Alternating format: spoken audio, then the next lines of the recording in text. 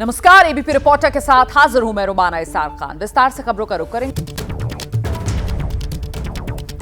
इस वक्त की बड़ी खबर आपको बता दें, उत्तर प्रदेश उपचुनाव के लिए बीजेपी ने अपनी लिस्ट जारी की। गाजियाबाद से संजीव शर्मा को चुनाव मैदान में उतारा गया है। यूपी उपचुनाव के लिए बीजेपी की ये लिस्ट जो सामने आ गई है और इस लिस्ट में बीजेपी ने उम्मीदवारों के नाम का ऐलान किया है। गाजियाबाद से संजीव शर्मा को बीजेपी ने टिकट दिया है।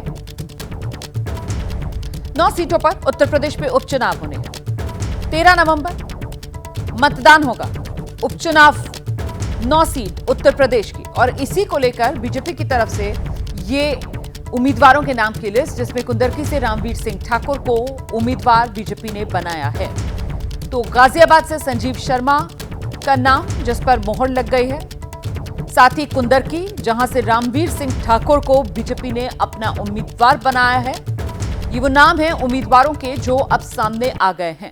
करहल से अनुजेश यादव को टिकट दिया गया है। कुंदरकी से रामवीर सिंह ठाकुर को उम्मीदवार बताया गया। कटहरी से धर्मराज निषाद हैं, बीजेपी के उम्मीदवार बनाए गए हैं। कटहरी धर्मराज निषाद, कुंदरकी से रामवीर सिंह ठाकुर, मझवा से आपको बता दें यूपी उपचुनाव के लिए जो बीजेपी ने लिस्ट जारी की है उसमें गाजियाबाद से संजीव शर्मा को टिकट दिया गया है। कुंदरकी से रामवीर सिंह ठाकुर को पार्टी ने अपना उम्मीदवार बनाया है। करहल से अनुजेश यादव के नाम पर मोहर लग गई है। कटहरी से धर्मराज निषाद बीजेपी के उम्मीदवार होंगे। सीधे आपको लेकर चलते हैं, हमारे साथ हमारे सहयोगी नीरज पांडे इस समय मौजूद है। नीरज, जरा बताइए विस्तार से 9 सीट पर उपचुनाव और बीजेपी की ये लिस्ट क्या कह रही है? देखिए, इस लिस्ट की अगर हम बात करें तो सबसे खास बात इसमें यह है, कटहरी और मझवा जिस पर निषाद पार्टी अपना दावा कर रही थी उसे भी घोषित कर दिया गया है। श्रीमती सुचिस्मिता मौर्य और कटहरी धर्मराज निषाद। मैं इसमें और दिलचस्प आपको बात बताने जा रहा हूं। कटहरी से धर्मराज निषाद के नाम पर मुख्यमंत्री योगी आदित्यनाथ ने मुहर लगाई है। जी हां, धर्मराज निषाद के लिए लगातार योगी आदित्यनाथ दबाव बनाए हुए थे और ये सीट घोषित हुई।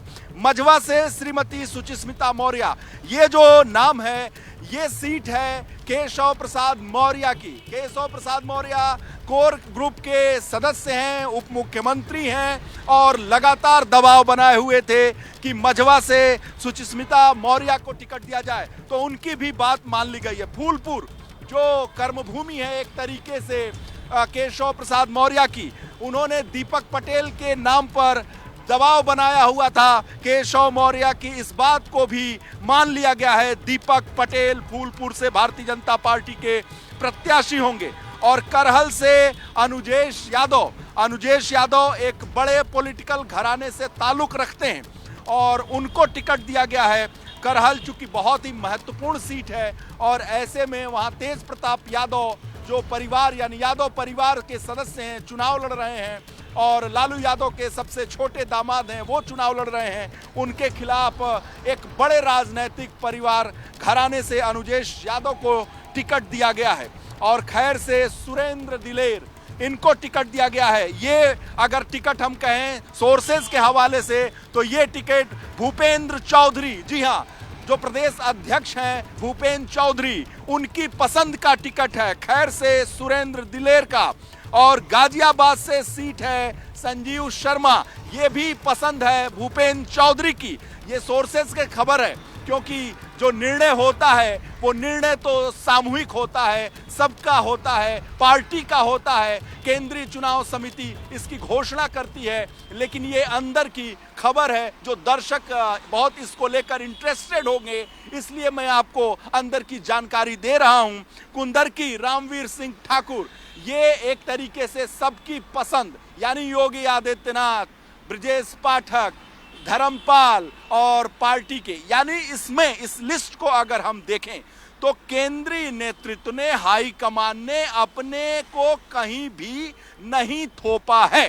जी हां, अमित शाह, जेपी नड्डा, सुनील बंसल, जो लगातार इन लोगों के ऊपर बातें आती हैं कि ये जेपी नड्डा जी की पसंद है, ये अमित शाह जी की पसंद है, ये सुनील बंसल जी की पसंद है। इस उपचुनाव में 2014, 2017, 2019 2022 के बाद मैं ये कह सकता हूं कि केंद्रीय नेतृत्व ने पूरी तरीके से यूपी नेतृत्व के ऊपर यह जिम्मेदारी सौंपी है कि आप टिकट लीजिए और टिकट से जितवाइए जिसको चाहते हैं, टिकट अपनी कोर ग्रुप में करवाइए और हम लोग उस पे मुहर लगाते हैं और जिताने की जिम्मेदारी आपकी होगी। तो इस बार जो लगातार 14 से लेकर 17, 19, 22 लगातार ये बातें होती थी कि अमित शाह जी ने, जेपी नड्डा जी ने, प्रधानमंत्री जी ने, सुनील बंसल जी ने इन लोगों को टिकट दिलवाया है। इस बार सोर्सेस से मैं ये कह सकता हूं कि भारतीय जनता पार्टी के नेतृत्व ने पूरी जिम्मेदारी योगी आदित्यनाथ, भूपेंद्र चौधरी, धर्मपाल, ब्रजेश पाठक, केशव मौर्य जो कोर ग्रुप के सदस्य हैं उनके जिम्मे दिया है, इनकी पसंद को दिया है और अब जिताने की जिम्मेदारी भी इन दोनों के ऊपर है, क्योंकि दो दो सीटों को बांट दिया गया था। योगी आदित्यनाथ के पास मिल्कीपुर और इसके साथ कटेहरी और ब्रजेश पाठक के पास शीशामऊ और करहल और केशव प्रसाद मौर्य के पास फूलपुर और मझवा, ये दो दो सीटों की जिम्मेदारी दी गई थी और पश्चिम की जिम्मेदारी भूपेंद्र चौधरी को दी गई। बहुत शुक्रिया आपका वीरेश पांडे इस तमाम जानकारी के लिए। इस वक्त की बड़ी खबर आपने जान ली है किस तरीके से बीजेपी ने उम्मीदवारों के नाम का घोषणा कर दी है। मैं सीधे आपको लेकर चलती हूँ, हमारे साथ इस वक्त राजनीतिक मेहमान मौजूद है। मनीष शुक्ला बीजेपी के प्रवक्ता हमारे साथ जुड़ गए, प्रियंका गुप्ता कांग्रेस पार्टी की प्रवक्ता आप देख रहे हैं और साथ ही प्रदीप भाटी समाजवादी पार्टी के प्रवक्ता हमारे साथ मौजूद हैं। प्रदीप जी से शुरुआत करते हैं। बीजेपी ने तो बाजी मार ली, उम्मीदवारों की लिस्ट जारी कर दी, आप लोगों क्या तो अभी समझ में ही नहीं आ रहा है किस सीट पर कौन चुनाव लड़ेगा? धन्यवाद आपका। देखिए, हमने तो बीजेपी से पहले ही लिस्ट जारी कर दी थी। हमारा सहयोगी कांग्रेस है और इंडिया गठबंधन है, उनमें सब हम आपस में मिलकर चुनाव लड़ रहे हैं, सब साइकिल निशान पे चुनाव लड़ रहे हैं। और उत्तर प्रदेश में जिन 10 सीटों पे होना था चुनाव और 9 पे जो हो रहा है उसमें से 5 सीटें हम और हमारे सहयोगी 2022 में भी जीते थे और 5 में से 4 सीटें तो ऐसी हैं जिसपे भाजपा या तो कभी नहीं जीती या पिछले 30 साल में नहीं जीती है। 10वीं सीट जो मिल्कीपुर की थी अयोध्या वाली, उसमें भी 2022 में हम जीते थे और पिछले 30 साल के अंदर मात्र एक बार ही भारतीय जनता पार्टी जीती है, वहां पे हम ही जीते। और नहीं, लेकिन प्रदीप जी वो जो 2 सीटें देने की बात आप कर रहे हैं कांग्रेस पार्टी को और कह रहे हैं कि सब साइकिल के निशान पर लड़ेंगे, तो वो तो खैरात वाली सीटें हो गई ना, कांग्रेस तो लेने को तैयार ही नहीं है, वो तो कह रही है आप ही लड़ लो जी सारी सीटों पर। नहीं, ऐसा नहीं है, बिल्कुल नहीं है। हमारी बातचीत कांग्रेस के साथ बहुत लंबे समय से चल रही है और ये आपसी सहमति से हुआ है। वहीं भारतीय जनता पार्टी अगर देखें तो निषाद पार्टी और आरएलडी को क्या मिला? 2 सीटों पे उन्होंने तो ये कह दिया था हम अपने निशान पे लड़ेंगे, हम कैंडिडेट अपने उतार देंगे।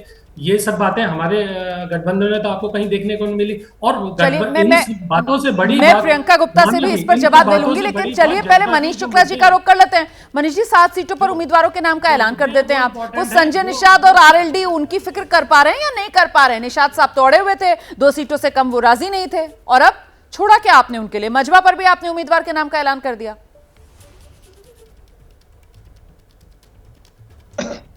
देखिए रोमाना जी, एनडीए इंटैक्ट है और एनडीए 9 की 9 सीटें जीते, इसके लिए सभी भारतीय जनता पार्टी और सभी सहयोगी दल मिलकर काम कर रहे हैं और कहीं भी पब्लिक फोरम पर कोई हमारे यहाँ आपस में कोई इस तरह का विवाद नहीं है जो पब्लिक फोरम पर जाए।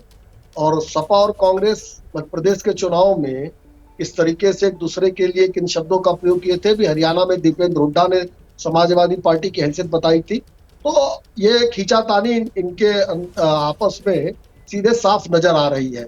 महाराष्ट्र में दबाव बनाने के लिए अखिलेश जी जाके वहां कहते हैं कि केवल 8 एमएलए हमारे मुसलमान जीत जाए तो हम कतई किसी को तंग नहीं करने देंगे। ये जो दबाव की राजनीति है ये इंडी गठबंधन में हो रही है, चूंकि स्वार्थ का गठबंधन है। भारतीय जनता पार्टी ने 7 उम्मीदवार घोषित किए हैं जी, 2 अन्य सीटें हैं जिसपे अभी कुछ ही देर में उन सीटों पे भी नाम स्पष्ट हो जाएंगे। पिछले लोकसभा चुनाव के बाद से नाम स्पष्ट हो जाएंगे, मतलब बीजेपी उस पर भी अपने उम्मीदवारों के नाम का ऐलान करने जा रही है क्या? ये कह रहे हैं आप? मतलब साथियों के लिए कुछ छोड़ ही नहीं रहे? मैंने जितनी बार कहा भारतीय जनता पार्टी और एनडीए, मैंने एनडीए और भारतीय जनता पार्टी की जीत की बात की। हमारे यहाँ कुछ अलग नहीं है, एनडीए और भारतीय जनता पार्टी यानी एक साथ है। दूसरी बात देखिए, ठीक है, लोकसभा चलिए चुनाव जरा के इंडिया बाद गठबंधन की लगातार बात कर सभी लेते हैं। सीटों प्रियंका पर गुप्ता हमारे साथ 10 मौजूद है। सीटों प्रियंका, पर लेकिन ये उत्तर प्रदेश उपचुनाव मैसेज तो यही जा रहा है कि जैसे कांग्रेस ने तो सरेंडर ही कर दिया है यूपी में समाजवादी पार्टी के सामने, ऐसा ही हो रहा है क्या?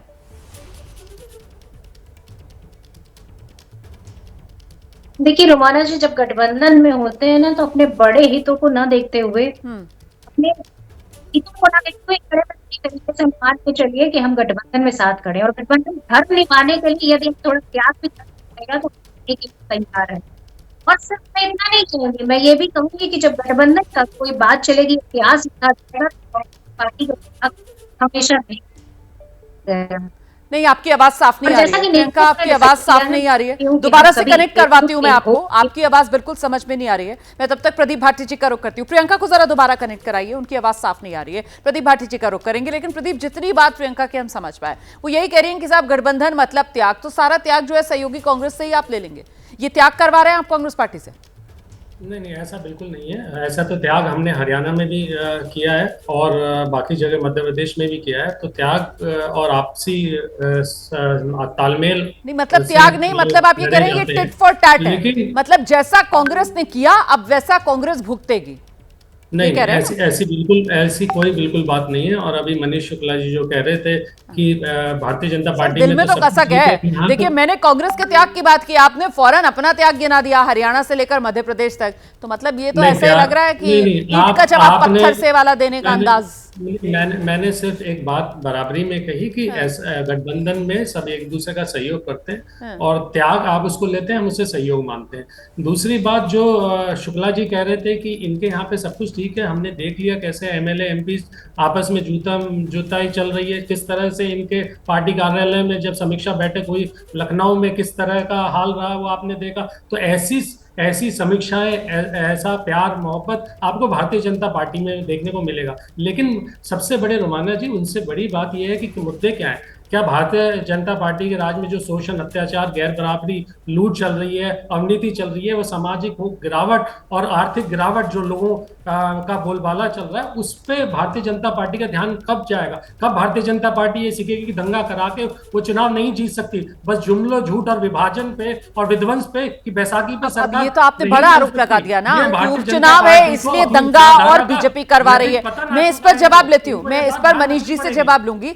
लेकिन इस बीच एक बड़ी खबर दर्शकों को वो बता दें, फिर मनीष जी आपके पास आ रही हूँ, आप जवाब दे दीजिएगा। सर, यूपी उपचुनाव को लेकर कांग्रेस की तरफ से बड़ा बयान आया है। एबीपी न्यूज से उत्तर प्रदेश कांग्रेस अध्यक्ष अजय राय ने बातचीत में कहा है समाजवादी पार्टी के साथ सीट बंटवारे पर अभी फैसला नहीं लिया है। ये कह रहे हैं अजय राय, कांग्रेस के सिंबल पर प्रत्याशी नहीं उतरेंगे, पार्टी आलाकमान फैसला करेगा। तो ये जरूर साफ कर दिया गया है अजय राय की तरफ से कि कांग्रेस के सिंबल पर प्रत्याशी नहीं उतरेंगे, पार्टी आलाकमान ही अंतिम फैसला करेगा और समाजवादी पार्टी के साथ सीट बंटवारे पर अभी फैसला नहीं। कांग्रेस की नेता प्रियंका गुप्ता हमारे साथ मौजूद है। प्रियंका, जरा बताइए ना, मतलब उपचुनाव बिल्कुल सिर पर आ गया है और अभी तक कांग्रेस क्या असमंजस में है, समझ ही नहीं पा रही करना क्या है क्या नहीं करना है, क्योंकि समाजवादी पार्टी की तरफ से तो साफ कर दिया गया है कि उपचुनाव में अगर चुनाव लड़ना है तो फिर निशान पंजा नहीं चलेगा, साइकिल ही चलेगी। प्रियंका, देखिए, मुझे लगता है कि अभी तक कोई ऑफिशियल स्टेटमेंट नहीं है तो उस पर मैं नहीं कह पाऊंगी, पर गठबंधन धर्म निभाने की जो बात है उस पर कोई मतभेद नहीं है। पूरी तरीके से हम समर्थन में खड़े हुए हैं, साथ खड़े हुए हैं और इस बार 9 की 9 सीटें इस बार गठबंधन जीतने जा रहा है, ये पूरी तरीके से क्लियर है। भारतीय जनता पार्टी जिस तरह से ये केंद्र प्रकार त्याग नहीं है ना, अभी जो पहले आप कह रही थी कि साहब त्याग गठबंधन के अंदर त्याग नहीं है, क्योंकि यहां पर साफ तौर पर प्रदीप भाटी जी की तरफ से बताया गया कि साहब कैसे हरियाणा से लेकर मध्य प्रदेश तक समाजवादी पार्टी भी त्याग कर चुकी है ना, तो कांग्रेस कैसे अपना कद ऊंचा करके दिखा सकती है कि उत्तर प्रदेश गठबंधन धर्म हम निभा रहे हैं, देखिए जी हम त्याग कर रहे हैं। त्याग की क्या बात है? आपकी जमीन नहीं है, आपको नहीं मिल रही है सीटें, बात साफ है। अरे भाई, जमीन नहीं कैसे आप कह सकती? 2014 के चुनाव में, 24 के चुनाव में आप देखिए किस तरह से हम 17 सीटों पे लड़ते हैं, उसके बाद 6 सीटें जीत कर आते हैं, तो जमीन तो है हमारी ना। और उससे पहले भी देखेंगे, अगर आप 14 छोड़ देंगे और आप 17 छोड़ देंगे, उससे पहले भी आप देखिएगा कि उत्तर प्रदेश में हमारी जमीन हमेशा से रही है। परंतु हाँ, कुछ समय से हम लगातार स्ट्रगल कर रहे हैं, हमने लड़की हूँ लड़ सकती हूँ ऐसी चीजों को लाए हैं, और उसके साथ में हम पूरी तरीके से जनता के बीच में हैं, जनता के मुद्दों पर हैं और लगातार जनता के मुद्दे उठा रहे हैं।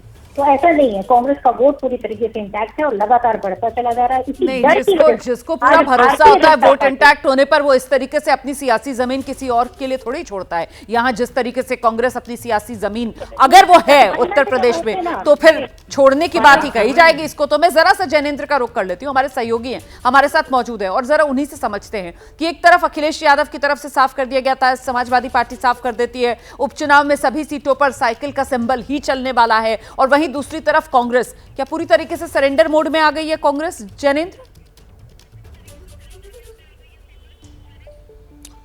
देखिए, बिल्कुल सरेंडर मोड में भी आ गई है और समाजवादी पार्टी को आंखें भी दिखा रही है। लोकसभा चुनाव में जिस तरीके से समाजवादी पार्टी और कांग्रेस गठबंधन ने यूपी में जबरदस्त प्रदर्शन किया, समाजवादी पार्टी मानती है कि ये उसके सामाजिक समीकरणों, सोशल इंजीनियरिंग के कारण हुआ। वहीं कांग्रेस सोचती है कि राहुल गांधी का जो संविधान बचाओ अभियान था, इसकी वजह से दलितों ने बड़ी संख्या में वोट दिया।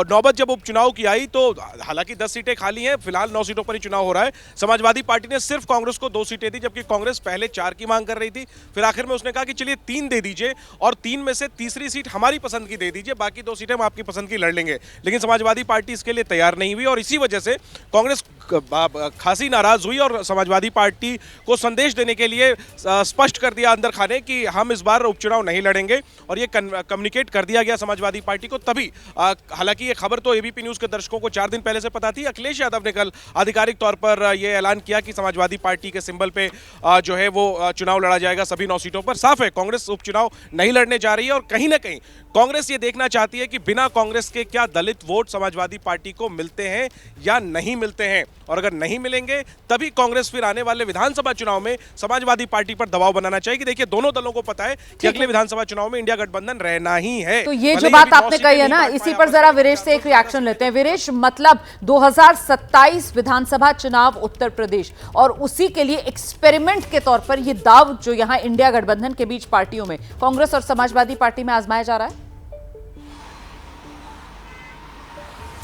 देखिए, निश्चित रूप से जो कांग्रेस पार्टी है उसके मन में था कि अगर हम उपचुनाव में दबाव नहीं बनाएंगे, अगर हम आधी सीट नहीं मांगेंगे, सब कुछ छोड़ देंगे, तो फिर 27 में हम बार्गेन कैसे कर पाएंगे। सारी लड़ाई 27 की है। इन दोनों पार्टियों को पता है कि इस उपचुनाव से योगी आदित्यनाथ की सरकार न गिर रही है, ना अखिलेश यादव और राहुल गांधी की सरकार बन रही है। लेकिन ये सारा जो कवायद है, जो ये रस्म के कस्सी जो पूरा बना हुआ है, ये 27 है इसके मूल में, और 27 इस लिहाज से, हाँ, रस्सा कस्सी, जी हाँ, ये बहुत शुक्रिया आपका। रस्सा कस्सी 27 के लिहाज से हो रही है। यहाँ पर जल्दी से आपको लेकर चलते हैं, मेहमान हमारे साथ बने हुए हैं। प्रदीप भाटी जी, सारा का सारा निशाना जो है और जो सियासी बिसात है 27 के मद्देनजर कांग्रेस के लिए जगह नहीं छोड़ना चाह रहे हैं सर?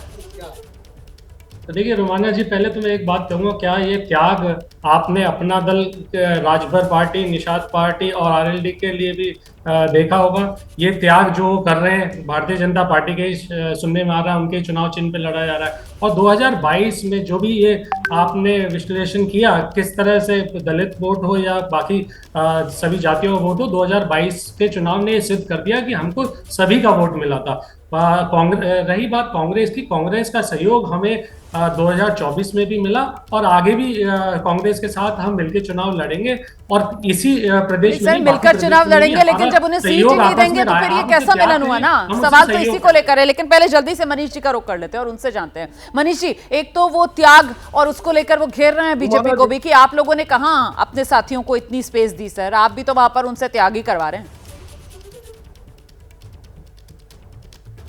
रुमाना जी, इंडी गठबंधन से 2 लोग बैठे हैं, 3 बार आपने पूछा, मुझसे केवल 1 बार पूछा, मुझे थोड़ा समय दे दीजिएगा।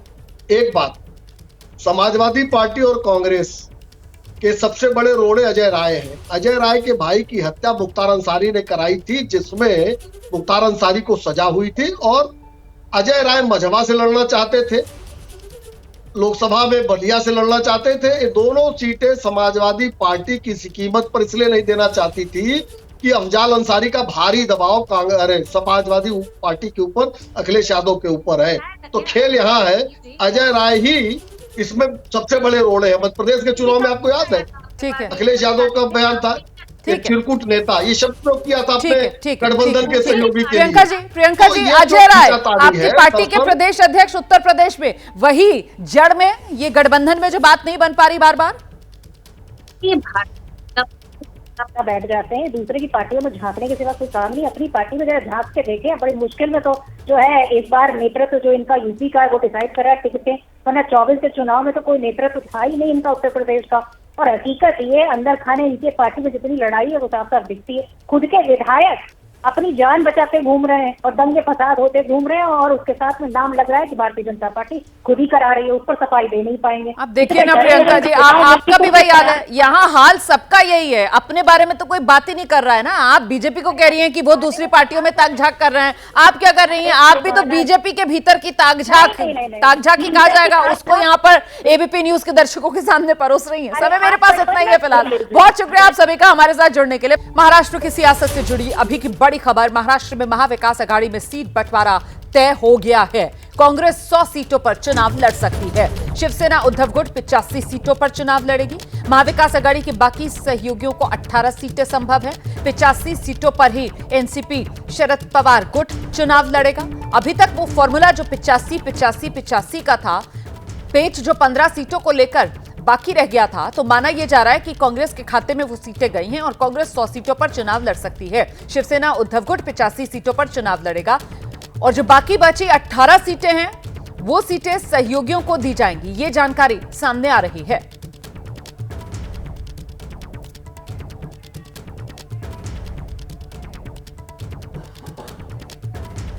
आप जानते हैं किस तरीके से कल महाविकास आघाड़ी में 85-85-85 सीटों का एक फॉर्मूला जिस पर सहमति बन गई थी उसका ऐलान कर दिया गया था, लेकिन बाकी बची सीटों को लेकर कुछ सवाल थे, जिनमें से 18 सीटें जो हैं वो सहयोगियों के लिए छोड़ने की बात पहले ही महाविकास आघाड़ी की तरफ से कह दी गई थी। जो अन्य दल साथ आएंगे महाविकास आघाड़ी में उनके लिए 18 सीटें और बाकी बची जो 15 सीटें हैं, अब उसको लेकर जानकारी ये मिल रही है कि कांग्रेस के खाते में वो सीटें जा सकती हैं। सूत्र ये जानकारी दे रहे हैं कांग्रेस 100 सीटों पर चुनाव लड़ सकती है। सीधे आपको लेकर चलेंगे, हमारे साथ हमारे सहयोगी जनेंद्र इस वक्त मौजूद हैं, उन्हीं से जरा समझते हैं। मतलब महाविकास आघाड़ी में बड़े भाई की भूमिका में जनेंद्र, कांग्रेस पार्टी आ सकती है 100 सीटों के साथ, सबसे ज्यादा सीटों पर कांग्रेस चुनाव लड़ेगी महाराष्ट्र में। बिल्कुल, बड़े भाई की भूमिका औपचारिक तौर पर तो मिल गई है, लेकिन बड़ा भाई जितनी सीटें चाहता था उससे कुछ कम में कांग्रेस को रोकने में उद्धव ठाकरे सफल हो गए हैं। कांग्रेस की रणनीति शुरुआत में 115 और कम से कम 110 सीटों पर लड़ने की थी, लेकिन अब जो एक कॉम्प्रोमाइज फार्मूला जो बन रहा है उसमें कांग्रेस को 105 के आसपास, 100 से 105 के आसपास सीटें मिलती हुई नजर आ रही हैं और शिवसेना उद्धव ठाकरे जो है वो 90 के आसपास सीटों पर लड़ते हुए नजर आ रहे हैं। तकरीबन 1.5 दर्जन सीटें जो हैं वो वाम दल और अन्य जो छोटे सहयोगी दल हैं, समाजवादी पार्टी जिनमें शामिल है, उनके लिए छोड़ी जा सकती है और बची हुई सीटों पर शरद पवार की एनसीपी लड़ने जा रही है। तो हालांकि आखिरी में भी कुछ ऐसी सीटें हैं, तकरीबन आधा दर्जन से 10 सीट के करीब में ऐसी सीटें हैं जिन पर पेंच फंसा हुआ है। कल शिवसेना ने जो लिस्ट जारी की थी उसमें कुछ ऐसी सीटें थी जिन पर कांग्रेस के साथ औपचारिक तौर पर बात फाइनल नहीं हुई थी, वो सीटें अनाउंस कर दी शिवसेना ने, वो भी एक पेंच है। तो कुछ सीटों पर अभी भी पेंच फंसा हुआ है, लेकिन ज़्यादातर सीटें क्लियर हो गई हैं और उसमें जो एक समीकरण नजर आ रहा है, आंकड़ा नजर आ रहा है, उसमें कांग्रेस 105 के करीब, शिवसेना उद्धव ठाकरे 90 के करीब, तकरीबन 1.5 दर्जन सीटें यानी 18 सीटें के आसपास जो है वो सहयोगियों के लिए जो तीनों बड़ी पार्टियां वो छोड़ेंगी और बची हुई सीटें एनसीपी शरद पवार लड़ने जा रहे हैं। जी रोमाना, आप रहिए मेरे साथ, मैं लौटूंगी आपके पास। तो इस बीच इससे पहले मैं मृत्युंजय का रुख करूं। देखिए, महाविकास आघाड़ी में जो सीट बंटवारे का फॉर्मूला सामने आ रहा है उसके बारे में आपको जरा जानकारी दे देते हैं। कुल 288 सीटें हैं और ऐसे में ये जो 288 सीटें, इन 288 सीटों में किस तरीके से बात बनती हुई नजर आ रही है।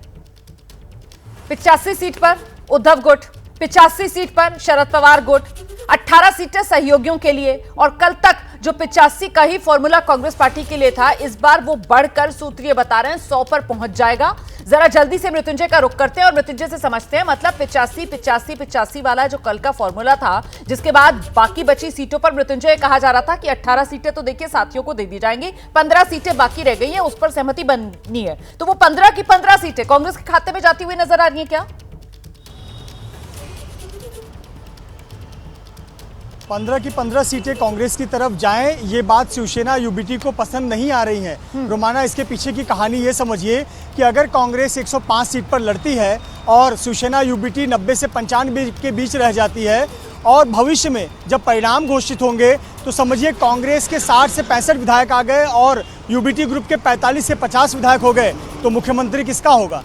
मुख्यमंत्री कांग्रेस दावेदारी पेश करेगी। और ये बात शिवसेना यूबीटी नहीं चाहती है। शिवसेना यूबीटी पहले यही चाहती थी कि आप सीएम का चेहरा अनाउंस कर दो ताकि सीट बंटवारे में कम ज़्यादा वो करने के लिए तैयार हो जाए। अब जब सीएम का चेहरा अनाउंस नहीं हुआ, अब सवाल यही है कि जिसके जितने विधायक सीएम चेहरा उसका या सीएम बनेगा उस पार्टी का। तो अब सीधी सी बात है, ज़्यादा से ज़्यादा सीटों पर उद्धव गुट लड़ना चाहता है। लेकिन यहाँ पर कांग्रेस ने जो बात रखी है वो रखी है कि लोकसभा चुनाव का आधार कि कितनी सीटों पर कांग्रेस ने लड़ा है और कितनी सीटों पर जीत हासिल की है, उसका स्ट्राइक रेट क्या है और ग्राउंड पर जीत विनिंग चांसेस किसके हैं। इस आधार पर कांग्रेस ज़्यादा सीटों पर लड़ना चाहती है, पर उद्धव इसके लिए पूरी तरह तैयार नहीं है। अब इसमें सब कुछ है कि शरद पवार क्या आखिरी निर्णय लेते हैं, शरद पवार क्या सुलह का रास्ता निकालते हैं और उस आधार पर तब ये सीट बंटवारा होगा। लेकिन एक बात ये बनती हुई नजर आ रही है कि 100 का आंकड़ा जो पार करने वाली पार्टी एमवीए में दिख रही है वो कांग्रेस होगी, दूसरे नंबर पर शिवसेना यूबीटी और तीसरे पर शरद पवार होंगे। लेकिन कहीं ना कहीं 15 सीटों का जो पेच फंसा हुआ है वो कई सीटें ऐसी हैं जो बीजेपी की गढ़ वाली सीटें हैं। ठीक है। और वहां पर ये पार्टियां एक दूसरे को कह रही हैं कि आप यहां से चुनाव लड़िए, हमें दूसरी सीट जीत दीजिए। इसको लेकर भी असमंजस चल रहा है। तो मतलब कुल मिलाकर अभी कहा जाएगा कि वो 15 सीटों का पेंच अभी बाकी है। हालांकि सूत्र ये जानकारी दे रहे हैं कि बहुत मुमकिन वो 15 की 15 सीटें जो हैं वो कांग्रेस को दे दी जाए, लेकिन इसको लेकर अभी रजामंदी उद्धव गुट की तरफ से नहीं दी गई है। आखिरी फैसला यही बताया जा रहा है शरद पवार ही लेंगे। उद्धव गुट के नेता हैं संजय राउत, इस बीच उनका बयान सामने आया। महाविकास आघाड़ी में सीट बंटवारे पर संजय राउत कह रहे हैं कौन कितनी सीटों पर चुनाव लड़ेगा ये मामला है ही नहीं, आज शाम पूरी तस्वीर साफ हो जाएगी। हम लोग सेंचुरी के नजदीक आ गए हैं, ये संजय राउत की तरफ से कहा गया है, सुनिए। तीन पार्टी के लगभग 85 जो क्षेत्र है उस बारे में हमारा एक मत हुआ है और बाकी के जो बचे हैं विधानसभा उसके ऊपर अब शाम तक पूरा निर्णय हो जाएगा। हमारे कोई छोटे छोटे दल है, हमारे मित्र है, उनको भी सीटें देनी पड़ेगी, उस बारे में भी चर्चा हो रही है। मसला सीटों का नहीं है, जो जीतेगा उसको सीट है। कौन कितनी सीटें लड़ रही है ये फॉर्मूला नहीं है, फॉर्मूले की बात मत करिए आप। तो संजय राउत को आप सुन रहे थे, जिनकी तरफ से दावा ये किया जा रहा है महाविकास आघाड़ी में 288 महाराष्ट्र विधानसभा की सीटों की पूरी पिक्चर आज शाम तक क्लियर हो जाएगी। वहीं महाराष्ट्र विधानसभा चुनाव से जुड़ी बड़ी खबर महायुति खेमे से ये, आज सीट बंटवारे को लेकर महायुति में बड़ी बैठक, और ये जो बैठक है वो दिल्ली में अमित शाह के साथ होगी। एकनाथ शिंदे, अजित पवार, देवेंद्र फडणवीस इस बैठक में मौजूद। सीट बंटवारे को आज फाइनल कर दिया जाएगा, ये जानकारी मिल रही है। सीधे आपको लेकर चलेंगे, हमारे साथ हमारे सहयोगी नीरज पांडे इस समय मौजूद है। जानते हैं नीरज पांडे से, निर्णायक यही बैठक महायुति में सीट बंटवारे के फॉर्मूले के लिहाज से रहने वाली है। नीरज, बिल्कुल निर्णायक बैठक है आज। ये 2 बजे के बाद किसी भी समय अमित शाह के साथ बैठक होगी, चूंकि थोड़ी देर पहले ही एकनाथ शिंदे महाराष्ट्र से दिल्ली पहुंचे हैं। देवेंद्र फडणवीस, अजित पवार कल ही रात दिल्ली पहुंच चुके थे, तो ये बैठक कल ही होनी थी रात में, लेकिन चूंकि एकनाथ शिंदे के ना आ पाने की वजह से इस बैठक को आज के लिए रेफर किया गया था। और आज ये बैठक 2 बजे के बाद किसी भी समय अमित शाह के आवास पर ये शुरू होगी। और इस बैठक का मेन पर्पज यही है कि करीब 10 से 15 ऐसी सीटें हैं जहां पर कहीं ना कहीं गठबंधन के बीच में खींचतान है। कहीं एनसीपी लड़ना चाहती है तो उसको शिवसेना उस पर दावा ठोक रही है, जहां शिवसेना लड़ना चाहती है वहां भारतीय जनता पार्टी का विधायक है। ये कारण है कि आज सारे नेता एक बार फिर से दिल्ली पहुंचे हैं और उन सीटों का हल निकालने का प्रयास होगा, और उन सीटों का हल निकालने के बाद एक अनाउंसमेंट भी किया जा सकता है कि कौन कितनी सीटों पर फाइनली चुनाव लड़ने जा रहा है। बहरहाल तीनों पार्टियों ने कुछ कुछ सीटें अपनी जारी कर दी। भारतीय जनता पार्टी ऑलरेडी करीब 99 सीटें जारी कर चुकी है, 45 सीटें शिवसेना जारी कर चुकी है, और इसी तरह एनसीपी भी अपनी सीटें घोषित कर चुकी है। लेकिन जो सीटें बची हैं, उम्मीदवारों के नाम का ऐलान कर दिया गया है। बहुत शुक्रिया आपका नीरज पांडे इस तमाम जानकारी के लिए। जैनेंद्र और मृत्युंजय का भी बहुत शुक्रिया इस तमाम जानकारी के लिए। देखिए, प्रियंका गांधी और रॉबर्ट वाड्रा को लेकर बीजेपी ने हमला बोला है। हलफनामे में रॉबर्ट वाड्रा की जो संपत्ति घोषित की गई वो कम है, मोहब्बत की दुकान नहीं, ये दलाली की दुकान, ये बीजेपी की तरफ से कहा जा रहा है।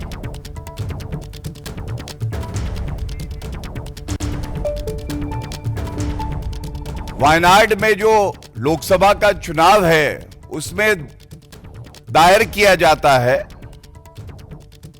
तो आज ये कहना गलत नहीं होगा, मोहब्बत की दुकान नहीं दलाली की दुकान है। ये एफिडेविट कबूलनामा है जो भ्रष्टाचार, नकली गांधी परिवार और उनके जीजाजी रॉबर्ट वाड्रा करते आए हैं। रॉबर्ट वाड्रा की जो डिक्लेयर्ड नेटवर्थ है, डिक्लेयर्ड शब्द का प्रयोग इसलिए कर रहा हूं, हर भारतीय जानता है सबसे बड़ा भ्रष्टाचारी कोई है, लूट खसोट करने वाला कोई है तो वो गांधी परिवार है, जिनके 3 सदस्य भ्रष्टाचार के आरोप में बेल पे बाहर हैं, सोनिया गांधी, राहुल गांधी और रॉबर्ट वाड्रा। और रॉबर्ट वाड्रा की जो डिक्लेयर्ड नेटवर्थ है वो कम है, लेकिन इनकम टैक्स डिपार्टमेंट जो डिमांड कर रहा है वो ज्यादा है।